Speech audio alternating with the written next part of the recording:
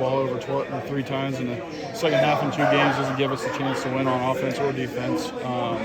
So, it's the same calling card, but I think, guys, you have to dig deep and figure out who they are and what they want this season to look like. It can be pretty easy to, call it a wrap, but, at the end of the day, we still have a lot to play for, and we're in last place, but there's, we want to play in the playoffs, so we're going to have to show up.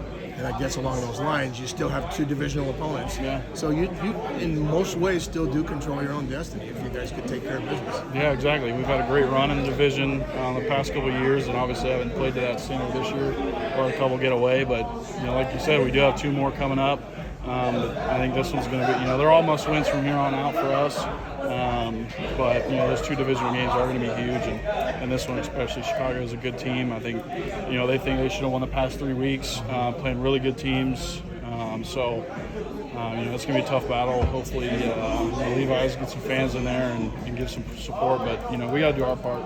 And I guess it's the time where, as a professional, it's a little bit of a test right now, isn't it? Where you just have to say, okay, this is what I do for a living, and I got to go out and still give my best effort, no matter what the standings say at this point. Yeah, the film doesn't lie, whether you win or lose, or what your record is. We all have something to play for, whether that's personal, team goals, whatever it is. We all have to go out there and perform.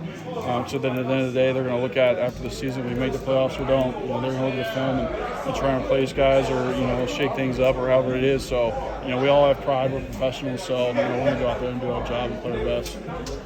Colton, after watching the film, how did Jalen and Ben look out there? How did it feel? Yeah, really good. There's a lot of, talk, shaky talk, whatever it was, but those guys, Jalen had an amazing camp, Trent being, not here, and he was able to craft, his skills and work on his stuff, and obviously it's showing now.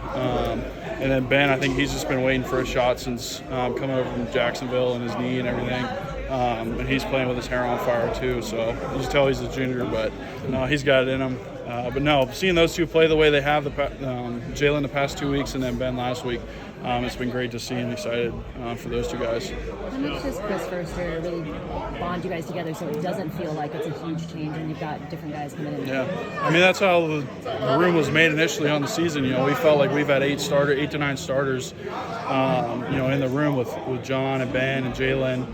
Spence, guys have played in Super Bowl. We've had guys who have experience and played. So, it wasn't a worry thing if guys are going to be able to perform or go out there if we lost a guy. But, we're a really tight group and we rely a lot on each other. And for guys to get opportunities like that, it's huge for them personally and then the group as well. Isaac Rendo, from an offensive lineman point of view, what is it going to be like blocking for him as opposed to others?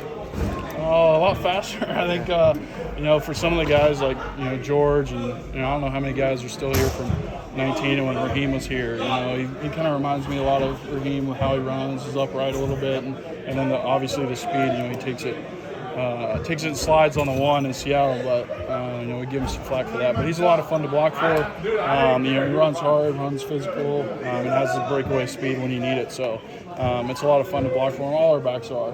But he's got that little extra juice on the end. Thank you.